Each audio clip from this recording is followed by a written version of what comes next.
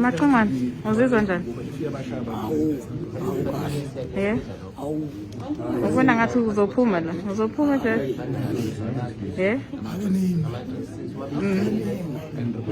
Usakwazi ukuthi ngumacimana. Ayangenimi into. Hlupha mthetho.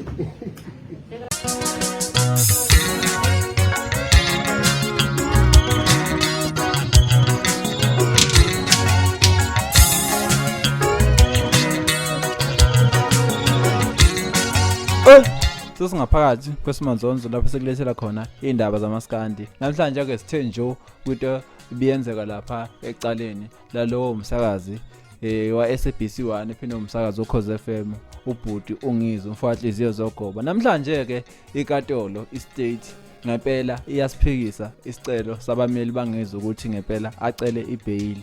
Namhlanje kubebeka izathu zokuthi kungani bona bephikisana nalesi sicelo esibekwa abameli bangizwe. Namhlanje bedlala ama video atholakala ezinkundleni zokuxhumana khulaza uYouTube, phinde besebenzisa natholakala ku YouTube channel yakhe uMacingwane njengoba wayishutha ephinde efika ku channel yakhe. Kodwa ngoba kakhulazi besebenzisa isiZulu, kodwa bona beba translator bese esingisini ukuthi kahle kahle uMacingwane wayithini. Ama video maningi abukiwe, kodwa ngizokukhela phezulu khona oqala bayibukile lapho khona ngempela ungizwe mfamchunu etshana abantu ukuthi kuyohlangana kaMayimayi. Ngaleyo video leyo ke na basale ipi yabo ukuthi abafuni uMacingwane ukuthi athole ibhayili, bafuna lokho ehlezi ngaphakathi ngoba basho ngempela ukuthi uyingozi.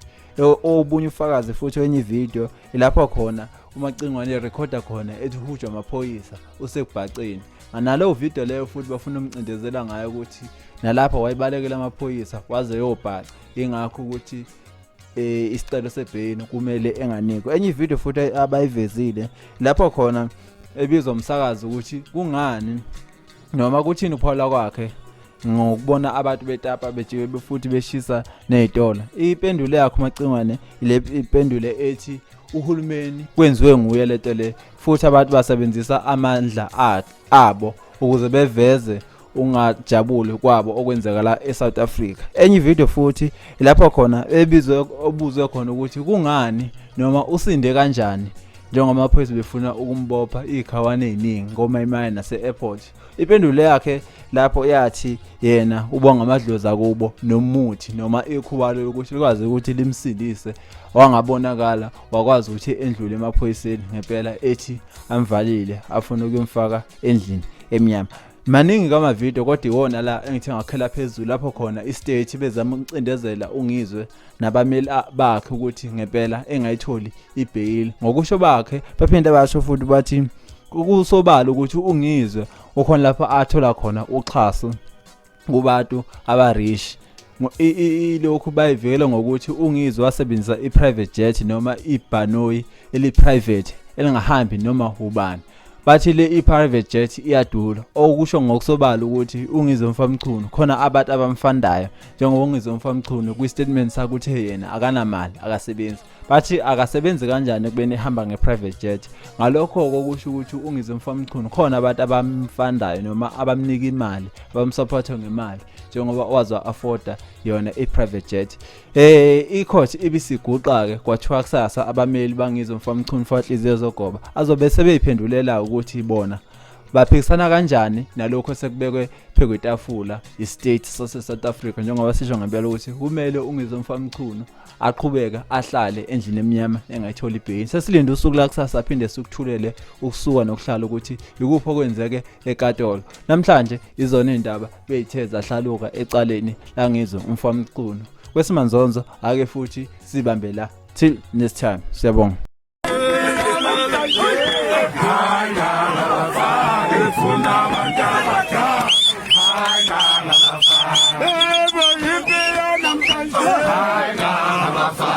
Ifuna abantu abadala, hayi ngabafana. Ifuna abantu abadala, hayi ngabafana. Ifuna abantu abadala.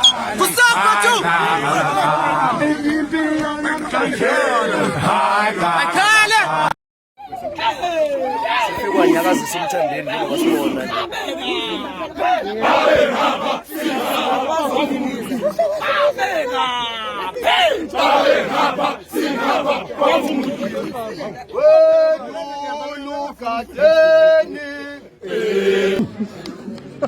Emfowethu, bengifuna ungena ugqoka isudu. Kanti wenze njani? Engifuna ungena ugqoka isudu.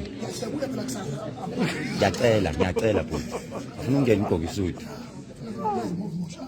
Ngiyacela.